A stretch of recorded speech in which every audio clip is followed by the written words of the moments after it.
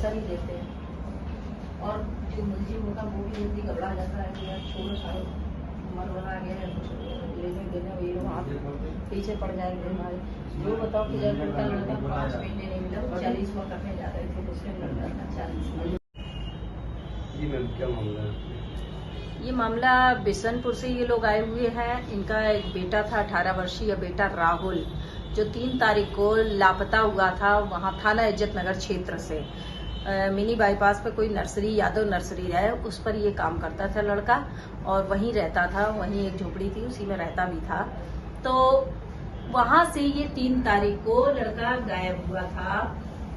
उसके पश्चात ये लोग संस्था के पास जब ये पुलिस ने रिपोर्ट भी दर्ज कराई और कहीं से इनको कोई सहायता नहीं मिल पाई, पुलिस ने भी कोई ज्यादा कार्यवाही नहीं करी, खोजने का प्रयास नहीं किया पुलिस ने, तो ये मजबूर होकर पैनी नजर सामाजिक संस्था के पास आए, मेरे पास आए।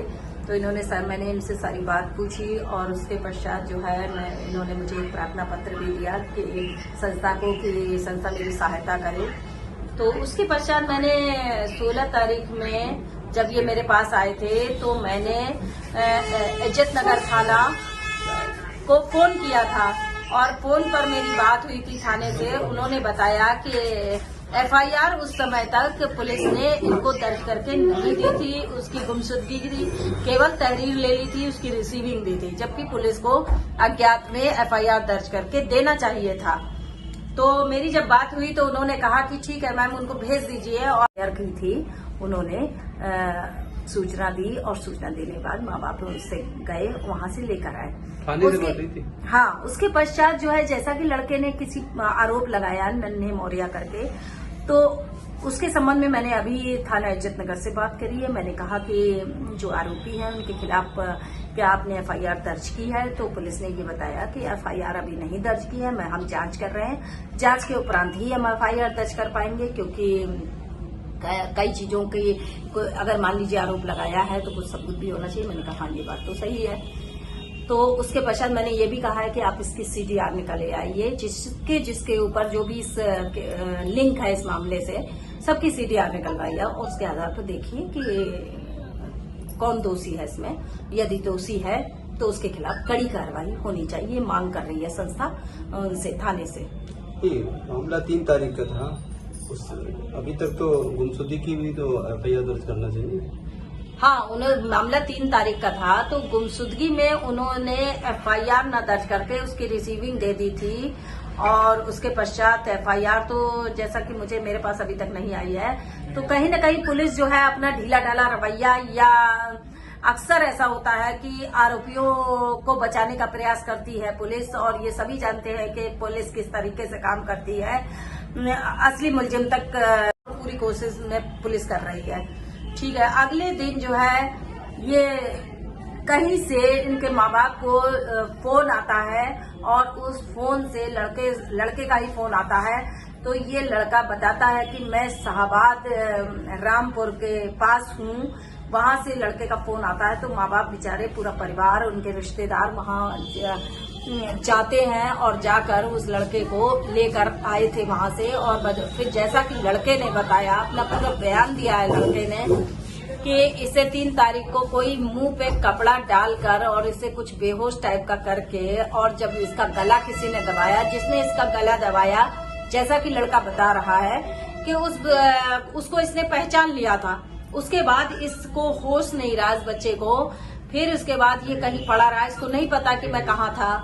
और उसके पश्चात इसको फिर 4-5-6 दिन बाद किसी ने इसको देखा, थोड़ा बहुत इसको होश आया, तो उन्होंने इसे कुछ खिलाया पिलाया। उसके पश्चात वो कहीं पर इसको अपने रिश्तेदार के यहाँ छोड़ दिया।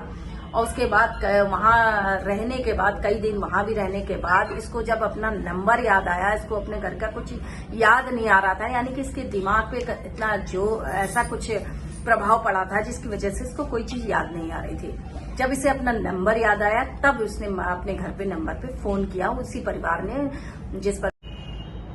जी मैम, क्या मामला है? ये मामला बिशनपुर से ये लोग आए हुए हैं। इनका एक बेटा था 18 वर्षीय बेटा राहुल, जो 3 तारीख को लापता हुआ था वहाँ थाना इज्जत नगर क्षेत्र से। मिनी बाईपास पे कोई नर्सरी, यादव नर्सरी है, उस पर ये काम करता था लड़का और वहीं रहता था, वहीं एक झोपड़ी थी उसी में रहता भी था। तो वहां से ये 3 तारीख को लड़का गायब हुआ था। उसके पश्चात ये लोग संस्था के पास, जब ये पुलिस ने रिपोर्ट भी दर्ज कराई और कहीं से इनको कोई सहायता नहीं मिल पाई, पुलिस ने भी कोई ज्यादा कार्यवाही नहीं करी, खोजने का प्रयास नहीं किया पुलिस ने, तो ये मजबूर होकर पैनी नजर सामाजिक संस्था के पास आए, मेरे पास आए। तो मैंने इनसे सारी बात पूछी और उसके पश्चात जो है इन्होंने मुझे एक प्रार्थना पत्र भी दिया कि संस्था को कि संस्था मेरी सहायता करे। तो उसके पश्चात मैंने 16 तारीख में जब ये मेरे पास आए थे तो मैंने इज्जत नगर थाना को फोन किया था और फोन पर मेरी बात हुई थी थाने से। उन्होंने बताया कि FIR उस समय तक पुलिस ने इनको दर्ज करके नहीं दी थी, उसकी गुमशुदगी की केवल तहरीर ले ली थी, उसकी रिसीविंग दी थी, जबकि पुलिस को अज्ञात में FIR दर्ज करके देना चाहिए था। तो मेरी जब बात हुई तो उन्होंने कहा कि ठीक है मैम, उनको भेज दीजिए। और जी क्या नाम है आपका? राहुल। राहुल, क्या हुआ था तुम्हारे साथ 3 तारीख को? हम मरियम बेटी थे जी। कल हमारा मोबाइल जुम्मा था जी जी। तो उस टाइम रात के 2 बजे उधर कोई आया था जी। तो हमारा बटन दब गया मोबाइल का, हम्म। तो हमारा टाइम भी दिखाई पड़ गया। तो उसने मेरा हाथ पकड़ के गले दबाया। अच्छा। तो हमने उसे पहचान लिया, नन्हे मौर्य। नन्हे मौर्य थे? हाँ। फिर क्या हुआ? तो उसने हमारे ऊपर कपड़ा डाल दिया तो हमें होश नहीं था। अच्छा, फिर उसके बाद क्या हुआ? उसके बाद फिर हम कुछ हमें खून डाल दिया। कब होश कब आया आपको? होश 2-3 दिन बाद आया था। अच्छा, तो कहाँ पे थे आप जब होश आया? हम रामपुर के पीछे जमाड़ी है उधर पड़े थे। अच्छा। फिर हम चलते चलते रामपुर पुल पार गया धीरे धीरे, तो काकरवन गए थे, बंदा मिला कि बच्चे कैसे होंगे। अच्छा।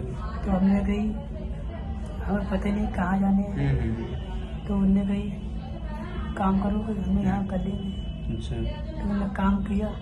काम क्या किया था वहाँ पे? घास सफा कर गई। घास में सफा किया? हाँ। अच्छा, तो आपने ये नहीं बताया हमें हमारे घर पहुँचा तो?